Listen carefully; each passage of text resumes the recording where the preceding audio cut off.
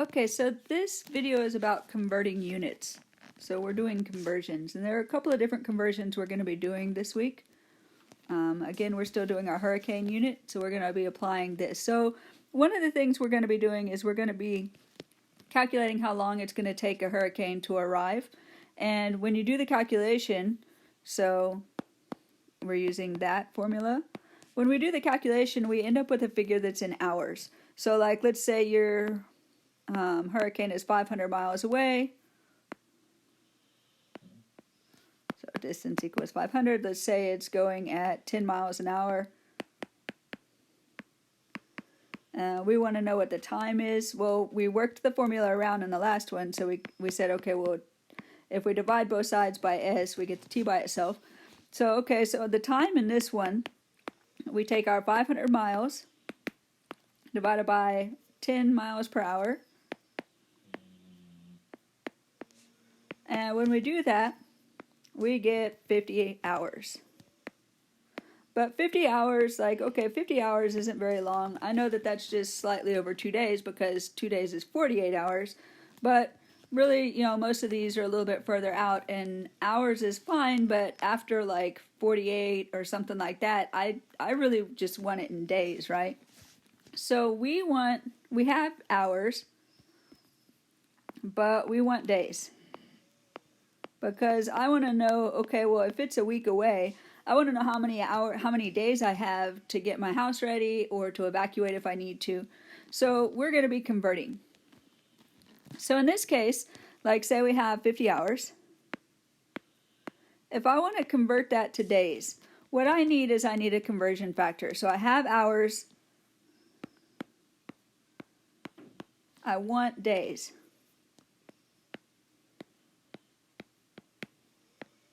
So to get from hours to days, I need some kind of a relationship, right? Well, in this case, we know that there are 24 hours per day. So I can use that. So I can go, okay, well, there are 50 hours. I'm going to write this relationship as a fraction, and you're going to put the 1 in the bottom that you want to go away, right? So in this case, I want hours to disappear, and I want to be left with days. So I would say, okay, well, there are 24 hours in one day, and I would do that. So I would go 50 hours times 1 over 24. So that's just 50 divided by 24 days. So that's like 2 days and like 2 leftovers, right? Let me do that as a decimal. So this is 2.083 days. Okay. There's another way of writing that, and you'll see it a lot of times in your science classes, and it makes a lot of sense. So like, let's say you calculated your distance and your time, and the time that was, your time was 142 hours. Okay, well, 142 hours, that's definitely way more than 1 day. I don't know what that is. I need to convert because I want days. So the way you do these a lot of times in science is you see these little grid looking things, right? These are super handy. So you put this 142 here, and then we want to end up with days. So again, we put our conversion factor. Well, we said, okay, well, there were 24 hours in 1 day. So then the way this works is it's kind of like it's multiplying and dividing like we did before. As you move across, you're multiplying, and anything on the top divides by whatever's on the bottom. So this then is 100 and like the hours cancel. Like that. Anything that's in the top will cancel with the same thing that's in the bottom because it's like a big giant fraction. So this then is 142 divided by 24, and the unit that you're going to have is days. So if I divide that, that gives me 5.9 days. It's actually like 5.92, but 5.9. So I know that's a little less than 6 days. So a little less than 6 days I have to get everything ready, board up windows if I'm going to do that, whatever. Okay, so another thing that we're going to be converting, and this is a funny one, is degrees. So the measurement, this is the Earth. The measurement when you're calculating distances on or around the Earth, let's see. There we go. So this is divided up, right? You have it divided this way. You have to divide it this way. And these are all written out in degrees, right? You had like, when we were looking at hurricanes, or looking at like Galveston, we said that's like 29 degrees north. Is it 24 degrees? Yeah. And then 94 point something degrees west, so we called it 95. So those locations are in degrees. And the reason is a circle is 360 degrees, so they just divided up the Earth into 360 slices to go all the way around like a big giant pizza, and each of those slices is a degree. So, okay, degrees are all fine and good, but when we're going to calculate distance, like when we use a distance formula using these degrees, what we end up with is degrees. So like, let's say you had the distance that you calculated, we're still looking at hurricanes, so let's say the hurricane was like 12 degrees away.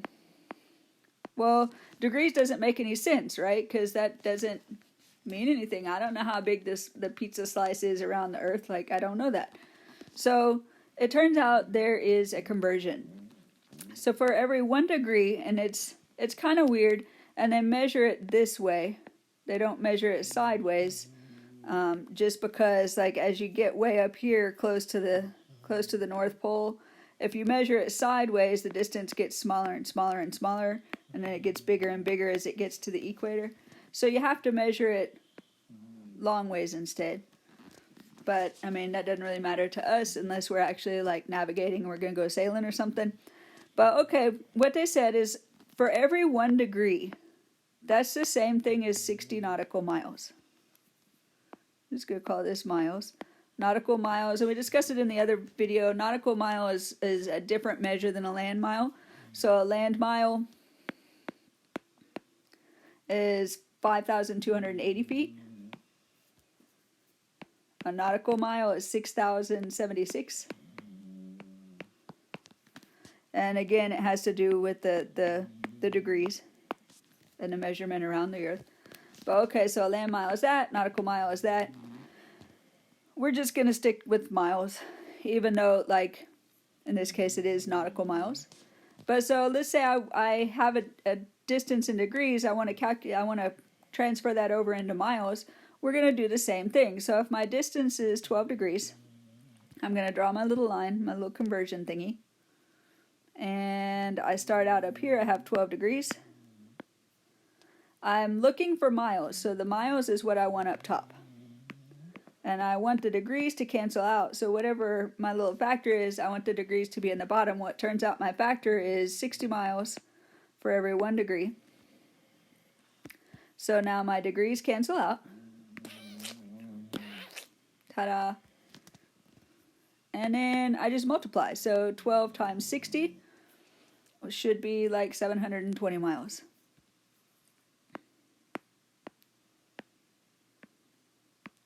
Da-da-da.